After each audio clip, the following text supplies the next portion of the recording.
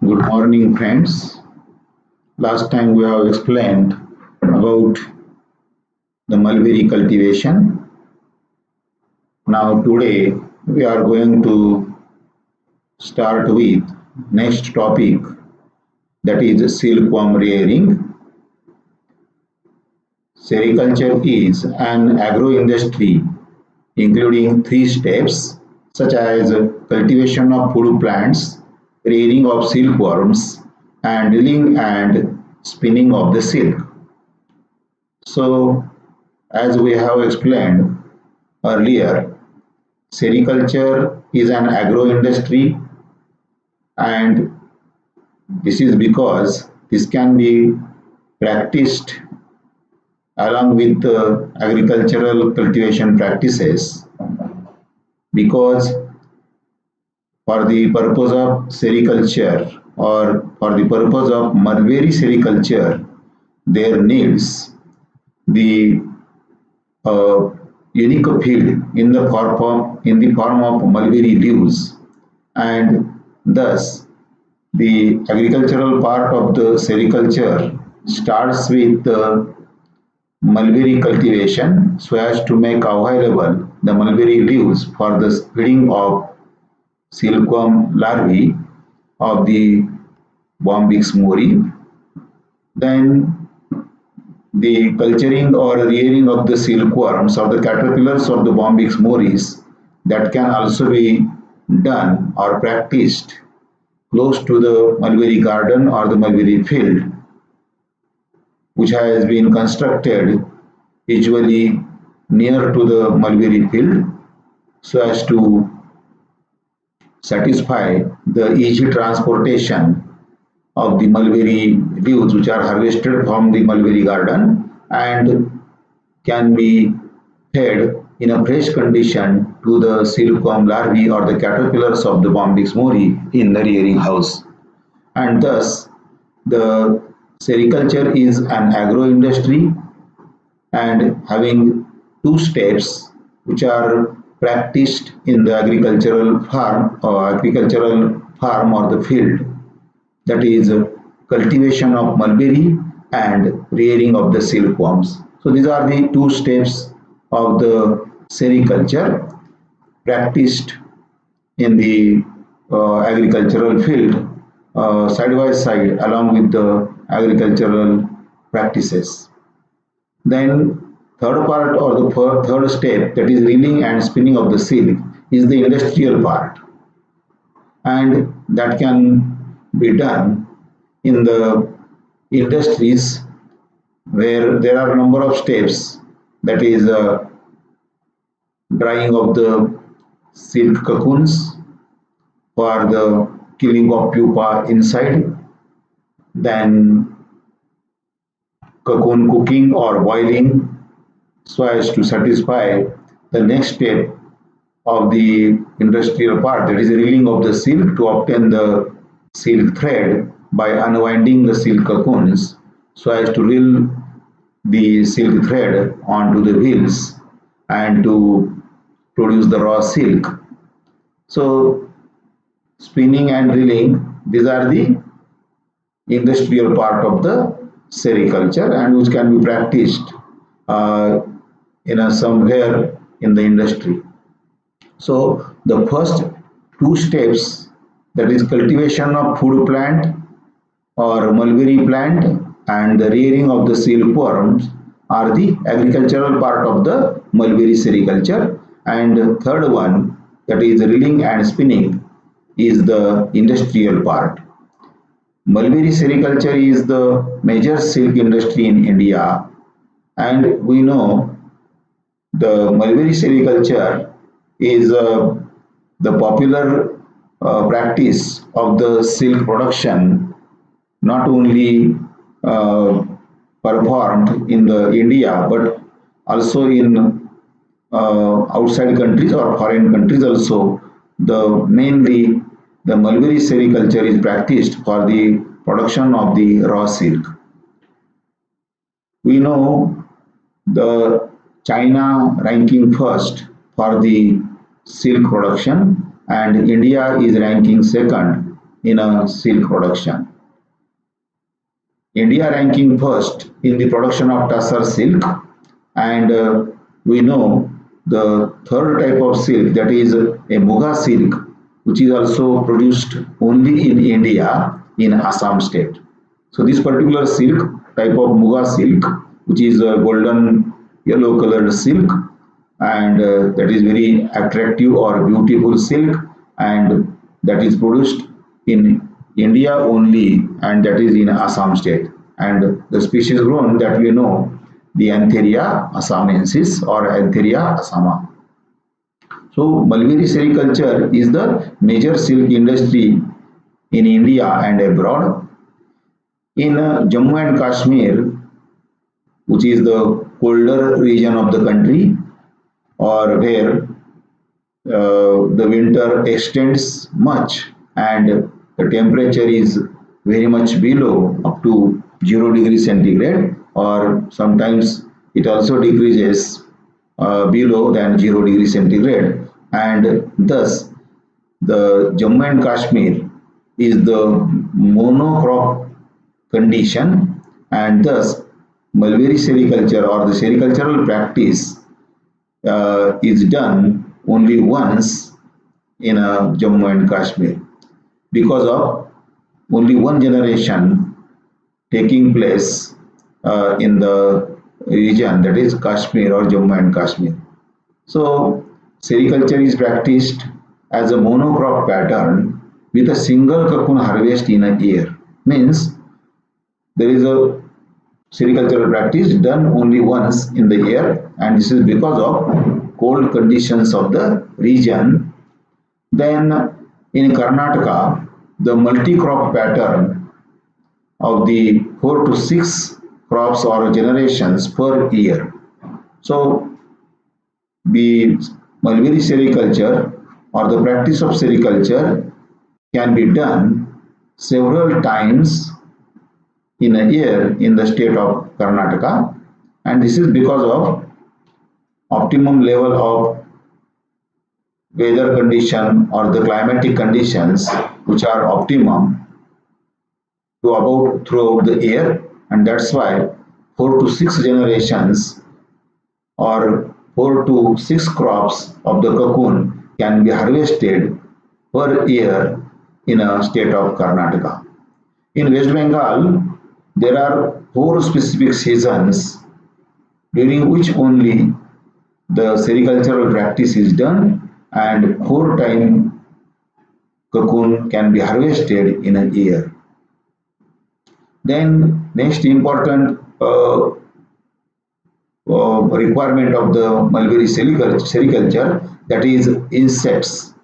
So we know the Bombyx mori, commonly called as mulberry silk moth, which is the popular species of the silk moth, and since the 90% to about 90% or more than this, up to 92% of the silk produced in India and abroad belongs to mulberry type, and there is only one species or only one type of insect of the silk moth, that is Bombyx mori, and which is the unique species cultured or grown for the purpose of production of mulberry silk or the raw silk.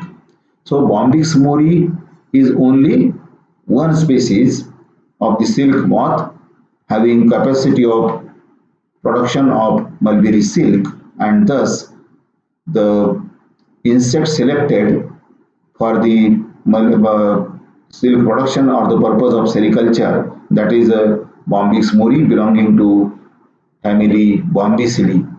We know other 3 type of silk, that is tussar silk, Muga silk or the eri silk, which are produced in India and abroad, having the different type of silk moths belonging to family Saturnidae and producing a silk called as a non-mulberry type, that is tussar, Muga and the eri silk. So Bombyx mori is the only insect can be cultured or grown for the purpose of sericulture for the production of mulberry silk. And we know there are different varieties or the strains of the Bombyx mori can be explained as univoltine, bivoltine, and the multivoltine strains are the varieties of the Bombyx mori, and this can be selected for the particular region or which are adopted to grow for the purpose of sericulture in a definite regions. So as per the strains or the varieties of the Bombyx mori, that is univoltine, where these strains can be grown for the purpose of sericulture in the regions like monocrop conditions or the regions or the state like Jammu and Kashmir where there is a monocrop condition, and hence we can culture or grow the univoltine strains, or we can recommend the univoltine strains for the purpose of sericulture for the Jammu and Kashmir. Then bivoltine or multivoltine strains can be grown in the different regions towards the south. So in the north or in the northeast, Jammu and Kashmir is the region where there is extreme cold condition, and there is a temperature reaches up to zero or less than zero uh, in several months, and that's why that time is not suitable for the sericultural practice. So there are very little period or the short period during which the sericultural practice can be done in the Jammu and Kashmir, and thus the variety of the silk moth Bombyx mori grown in the Jammu and Kashmir or in a monocrop condition or the region, that is univoltine strains or the varieties. Then bivoltine strains can be grown in the state just next to or just southward to the Jammu and Kashmir, that is Assam, West Bengal, Orissa, where the bivoltine and multivoltine varieties of the Bombyx mori can be grown for the purpose of sericulture. So bivoltine strains having ability or capacity of completing its life cycle twice in a year, and hence two-time cocoon harvest can be done in a bivoltine regions or the bivoltine states of the country.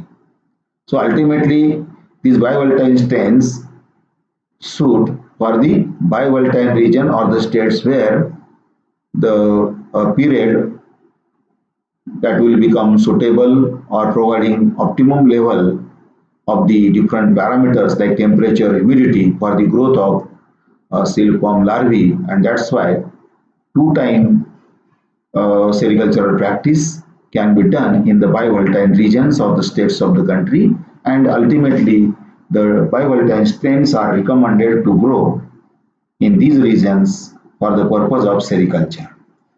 Then the states towards the south like Karnataka, Tamil Nadu, Maharashtra, where the conditions are very much warm or hot, and thus the optimum level of temperature and humidity can be maintained easily throughout the year in the south or in the southern part of the India, and that's why usually multivoltine strains are recommended or grown for the purpose of mulberry sericulture in the multivoltine states like Karnataka, Tamil Nadu, even West Bengal or Maharashtra.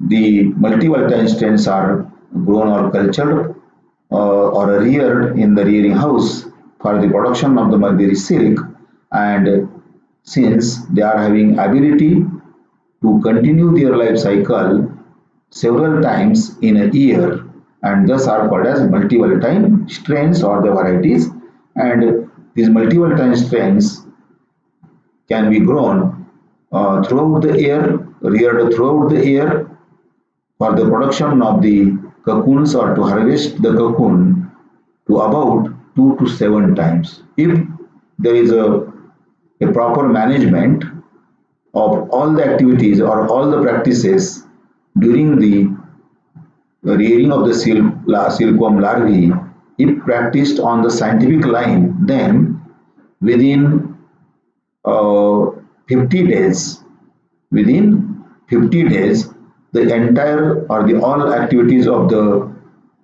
silkworm rearing can be completed. That is including the preparation of the feed bed, rearing of the silkworm larvae, harvesting of the cocoons, then bed changing, cleaning or disinfection.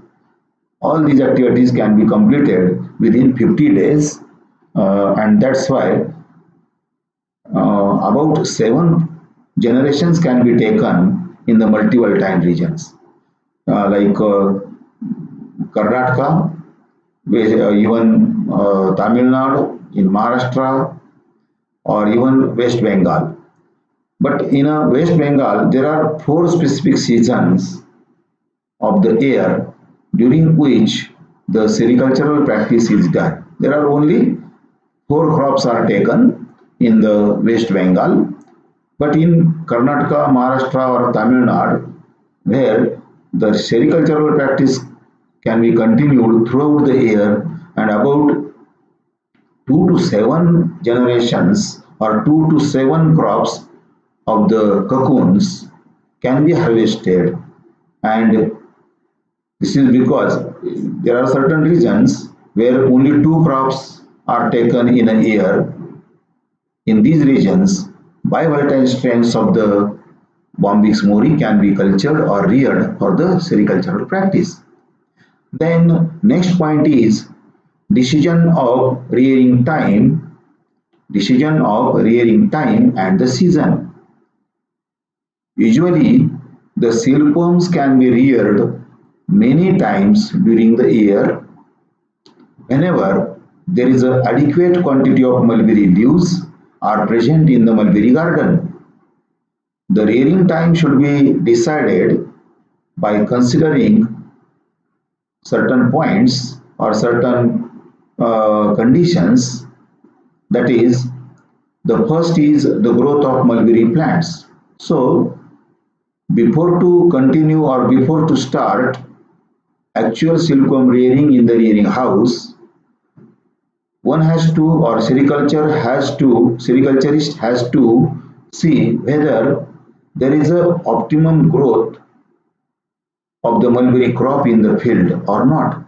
So there should be a optimum growth of the mulberry plant or the crop in the field so that it could be harvested, and mulberry leaves can be fed to the silkworm larvae. Then leaf quality.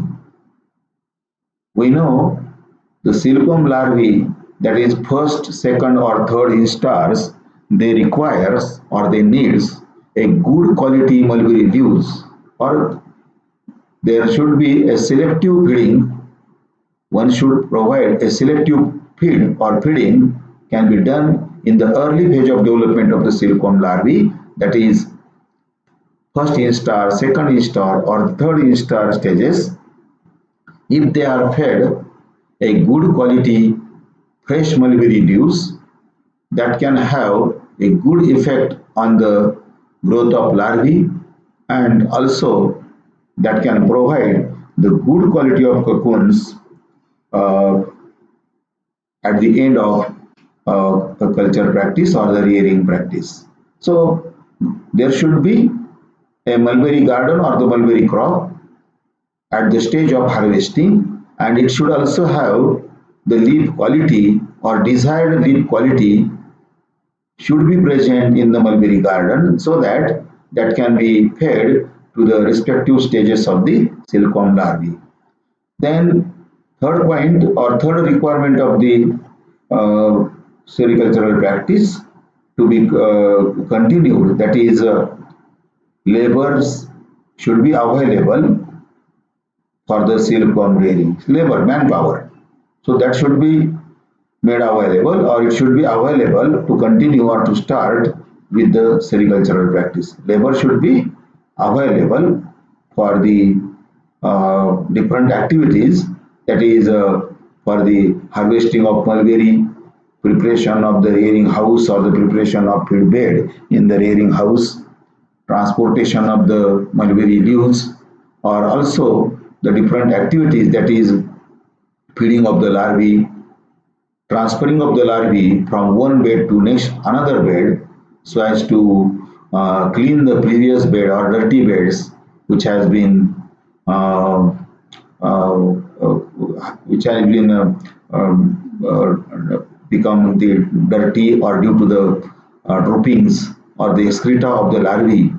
So after feeding, since these silkworm larvae are fast growing, they feed voraciously on the mulberry leaves, and as they feed fast, they release the excreta or the droppings in a larger rate, or the large quantity of the excreta or the feces are released by the silkworm larvae and can spoil the beds soon. And that's why it is also essential to transfer these larvae from one bed or the previous bed to the next bed, so as to perform the cleaning activity or bed changing. So in transferring these larvae or bed changing or cleaning, there requires labor or the manpower, and that should be available to begin with the silkworm rearing or the sericultural practice.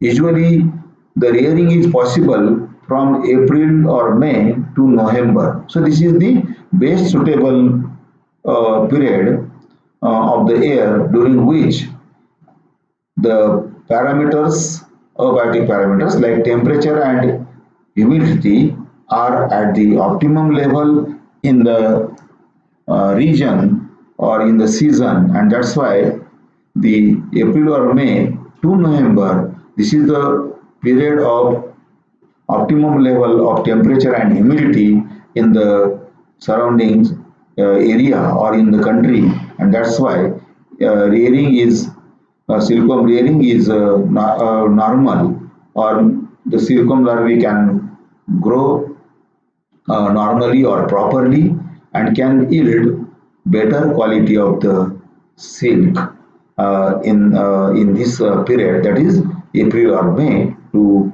November.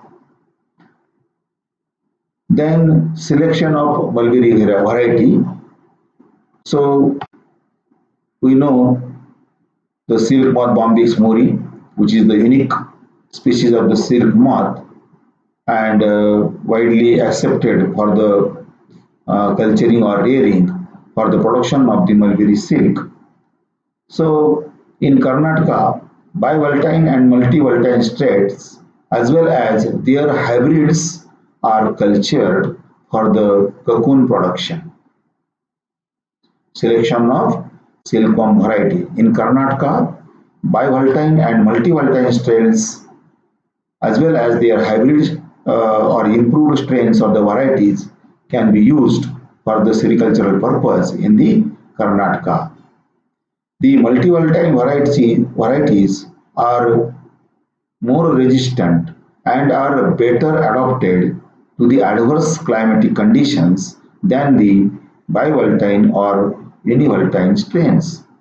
So this is again quite obvious, since the multivoltine strains, which can complete their life cycle throughout the year at any time, and that's why they are more resistant, since they are facing uh, the adverse climatic conditions during the complete year, and hence they are well adapted, or they are having greater resistance to tolerate the adverse situations or the agroclimatic conditions of the air, and that's why multivoltine strains or varieties are resistant and better adapted to the adverse conditions, climatic conditions of the air,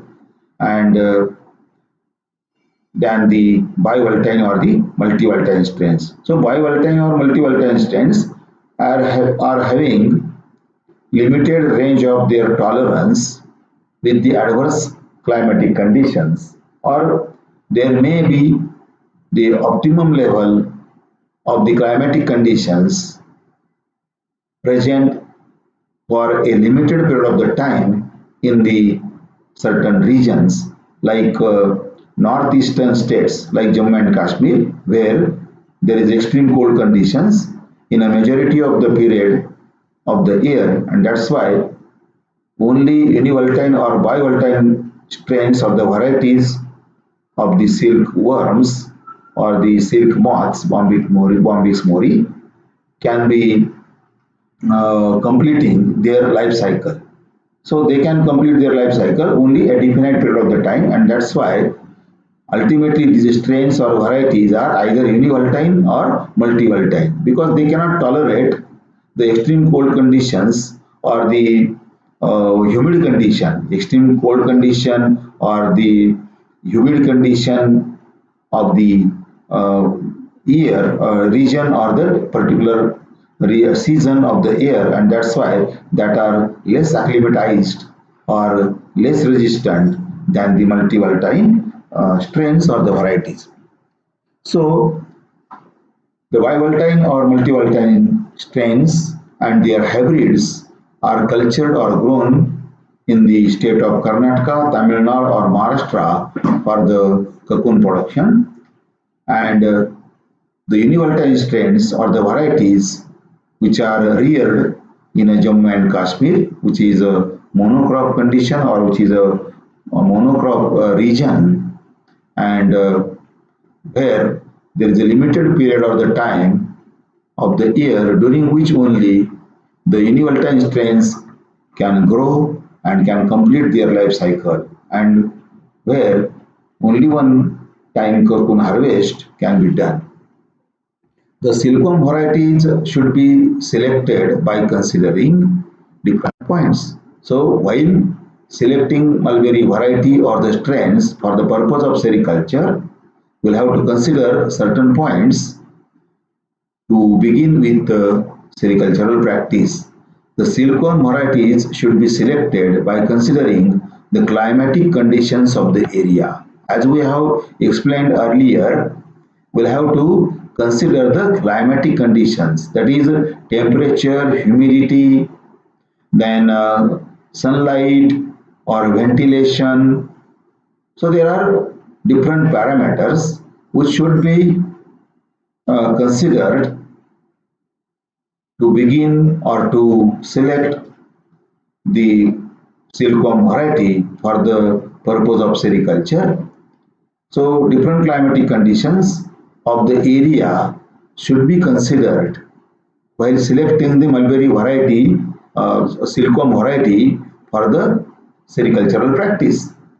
That is univoltine, bivoltine or multivoltine with the consideration of the agroclimatic conditions like temperature, humidity should be uh, present at the optimum level, and on that basis we culture or grow the silkworm varieties for the purpose of sericulture, either univoltine, that is in Jammu and Kashmir, bivoltine, the states like Assam, West Bengal, uh, Orissa, where bivoltine strains of the silkworm can be grown, and two crops of the cocoons can be harvested in a year, and the multivoltine strains or the varieties can be grown in the multivoltine regions or the states like Karnataka, Maharashtra, Tamil Nadu, and where the climatic conditions are at the optimum level, and thus these varieties are suitable for the purpose of sericulture in a varied or different climatic conditions of the region. Then second point, that is leaf quality.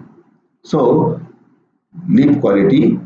So there are the early stars of the silkworm larvae, that is first, second or third instar larvae. They requires a good quality mulberry leaves for the feeding of the silkworms, during which they can feed fast, grow fast, and can yield or can provide better yield and good quality of the silk or the cocoons. Then third point, that is a type of rearing house. So what kind of rearing house or where the actual silkworm rearing is done, that will also decide the silkworm variety. So type of rearing house, may be small or may be large, or on the basis of the uh, sericultural practice, either on a small scale or large scale, or the agroclimatic conditions of the area, or availability of the mulberry garden or the mulberry leaves. So the type of rearing house, even rearing equipments, what kind of rearing equipments that we are using for the sericulture purpose, that will also decide the silkworm varieties for the purpose of sericulture. So these are the some of the points which should be considered while deciding or while selecting the silkworm varieties for the purpose of sericulture. Then next point is rearing house. So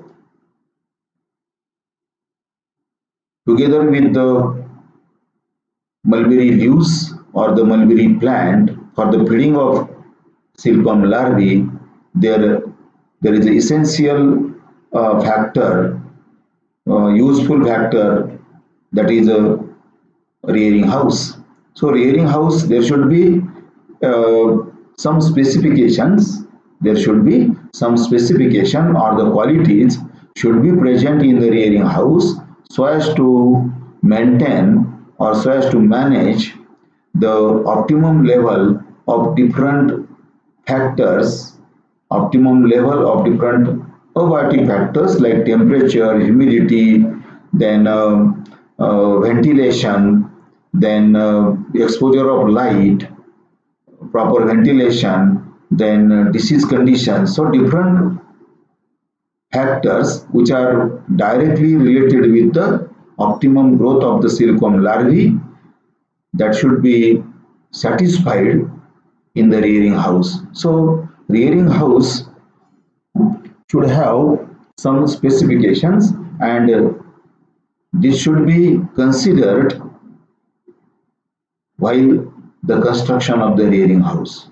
So for the sericultural practice, we need a rearing house, and that can be constructed with the consideration of the requirements of the silkworm larvae with respect to temperature, humidity, ventilation, disease-free condition, then the site of rearing house. So all these, even site, then height or dimensions of the rearing house, are then the direction of the rearing house, dimensions of the rearing house, then different number of rooms, or their height of the elevation or the height of the rearing house or the ceiling of the rearing house, that will again be considered for the all activities of the silkworm rearing or all the practices of the silkworm rearing, that can be done easily, that can be managed easily in the rearing house, together with the maintenance of the different important parameters like temperature or humidity in the rearing house, and that can help for the suitable or the easy practice of the silkworm rearing in the rearing house. So all these qualities or the specifications should be made available in the rearing house. And so with the consideration of these points, the rearing house, this can be decided or considered prior to the construction of the rearing house. So rearing house should have some specification or some qualities, and that should be considered before to take decision of the construction of the rearing house. And these points will explain one by one. The first one is the site of house. The site or the location of the rearing house should avoid dampness. So that should not be in a region where the dampness can be more. Then stagnation of the air. Then a fast air flow or exposure to the bright sunlight. So these points should be considered while selecting the site for the construction of the rearing house. So there should not be a dampness, stagnation of air, fast wind currents, or the bright sunlight. So rearing house should not be exposed to the bright sunlight. There should not be fast wind currents or airflow. There should not be a stagnation of the air, or there should not be a dampness. If there is a dampness, that is more humid conditions of the region, that will cause the easy occurrence of disease in the rearing house and can lead to the diseases or the infections in the silkworm larvae. So we'll have to avoid all these parameters or the conditions while selecting the site for the construction of the rearing house. We'll have to avoid the stagnation of air, dampness, or the fast wind current or the bright sunlight exposure. So these points or these conditions should be avoided while selecting the site for the construction of the rearing house. The site should ensure equable temperature, humidity, and good ventilation. The site of rearing house should provide the equable temperature. So temperature can be managed easily to the optimum level, that is 24 to 28 degrees centigrade. 24 to 28 degrees centigrade temperature can be maintained easily in the rearing house in that region or in the particular site. So equable temperature. Then humidity about 70, more than 70%, 80%, up to 85% of the humidity, relative humidity, should be maintained or present in the particular region together with the good ventilation. So there should be a good ventilation, air currents or the wind currents or the air should be fresh to satisfy the oxygen need or the ventilation of the rearing house. Then the direction of the rearing house must be north-south, facing their doors towards the north and windows towards the south. So the direction of the rearing house must be north-south. The direction of the rearing house must be north-south with the doors facing north and windows towards the south. Then width of the rearing room should be small in proportion to its length.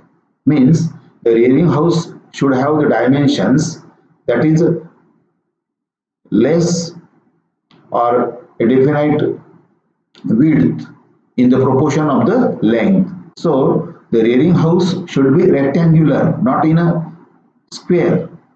Rearing house must be rectangular or not in the square size. The size of the rearing house should not be square. It should be rectangular, having a smaller width and longer length.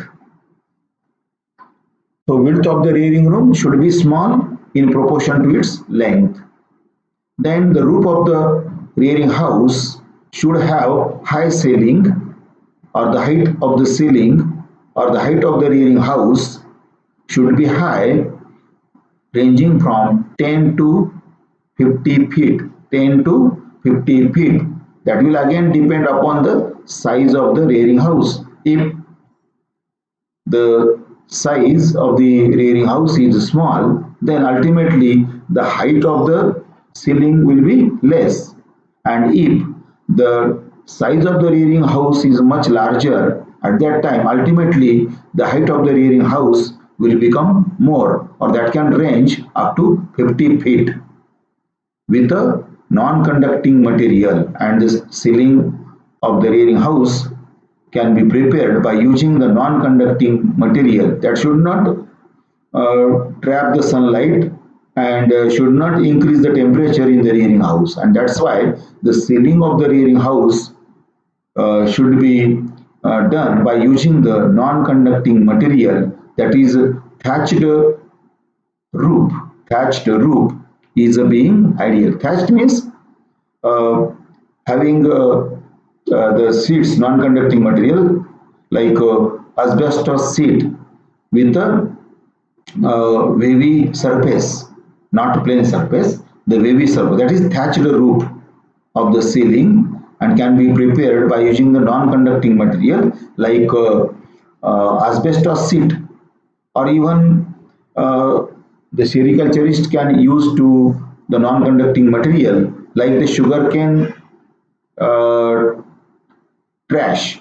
Sugarcane trash can also be used for the preparation of the ceiling, provided there should be a waterproofing. There should be a proper, there should be the use of waterproofing along the inner side of the ceiling. There should be um, plastic sheets or the polythene sheets can be used before to use the sugarcane trash. So non-conducting material may be plant material like sugarcane trash, or even the bamboo mats, plastic sheets or the polythene sheets, then bamboo mats, and then any suitable regional plant material like sugarcane trash can also be used for the preparation of ceiling, or usually the non-conducting material like asbestos sheet having thatched roof or wavy roof can be used for the preparation of the ceiling. Then it must be rat proof with a wide veranda of 5 to 6 feet around the rearing house. So rearing house must be rat proof. The rat, lizard, or different type birds or the reptiles should not enter the rearing house that can predate, that can feed upon the silkworm larvae and can decrease or reduce the number of silkworm larvae, and this will be the ultimate loss of the crop or the quantity of the cocoon, and hence we'll have to take care of the pest predators or the parasites like reptiles, birds, or even the mammal like rat should not enter in the rearing house. So it should be a rat proof with a wide veranda. So there should be uh, rearing rooms.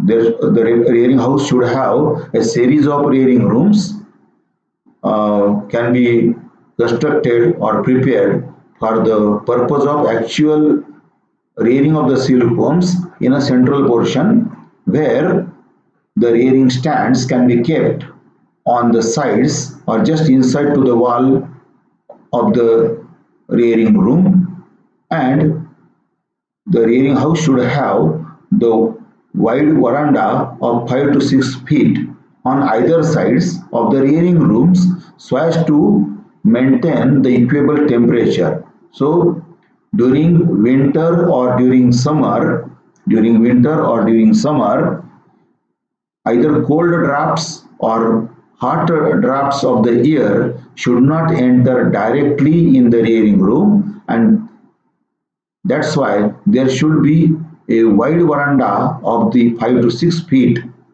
on either sides of the rearing rooms should be made available or should be constructed along with the rearing room or the rearing house. So rearing house should have the veranda of 5 to 6 feet so as to maintain the equable temperature, optimum temperature, so as to avoid direct passage of the hot air or the cold air from the surrounding into the rearing room.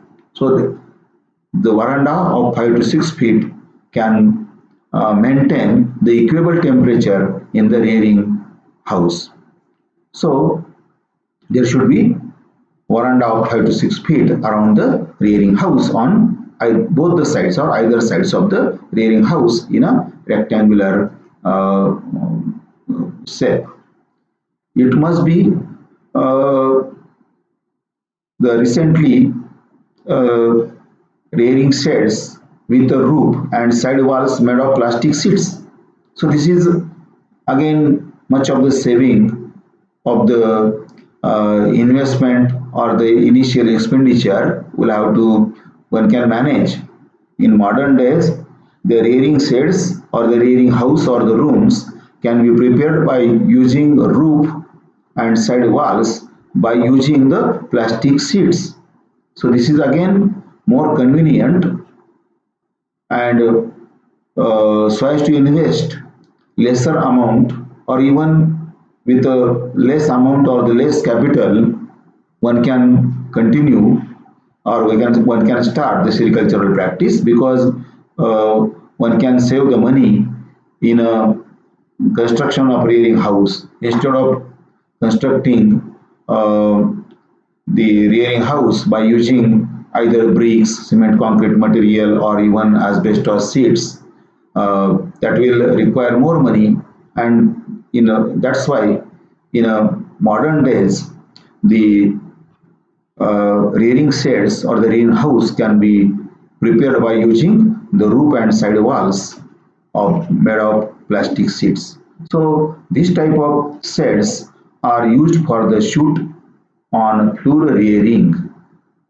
So the sericulturist adopt when the sericulturists adopt the floor rearing method, at that time the large space or the larger floor space is required for the silkworm rearing, and that's why uh, this will become difficult or more money will be required for the construction of the rearing house. So whenever the sericulturists adopt the floor rearing directly onto the ground or onto the mats, branches of the mulberry plants or the harvested branches or the shoots, whole shoots of the mulberry plants that are directly spread over the mats on the large floor, and silkworm larvae can allowed to feed on the mats or on the directly on the branches over large area on the ground, that is on the floor, and this will require more space and this will require more investment for the construction of the rearing house, and that's why such type of rearing house or the sheds can be prepared or used for the rearing of the silkworms directly onto the floor or onto the ground, and this will require less investment in preparation of rearing house or construction of rearing house simply by using the plastic sheets for the preparation of the roof and the side walls, or even onto the ground. Plastic sheets can be simply spread onto the ground, and large uh, size or the large floor or the space can be made available for the floor rearing for the sericultural practice or for the feeding of the silkworm larvae. Then this is the image showing the rearing house, which is having you just see the rearing house having much height of its plinth, and having a narrow width and the long or the longer length of the rearing house, and having a definite height together with windows on the side so as to allow the proper ventilation in the rearing room. So there is a veranda of 4 to 5 feet on the sides, and to which there are a series of windows prepared on the side walls of the rearing house, and centrally there are the series of rearing rooms in which the rearing stands with about 10 shelf and can accommodate 10 rearing trays in each of the rearing stand, and that can be kept on the side of each rearing room. And the material used, the ceiling of this rearing house is prepared by using the tiles, or tiles. We know these are the tiles which are used by using the earth material or soil material, and this can be replaced by the asbestos sheet also. So this is the rearing house. Usually, so one can prepare the rearing house of this type or this by considering the shape, size of the rearing house, and the materials or the usual plan can be used for the construction of the rearing house. So this is what about the different specifications of the qualities of the rearing house, and that can be considered while constructing the rearing house so as to satisfy the optimum requirement of the silkworm larvae to undergo their normal development in the rearing house.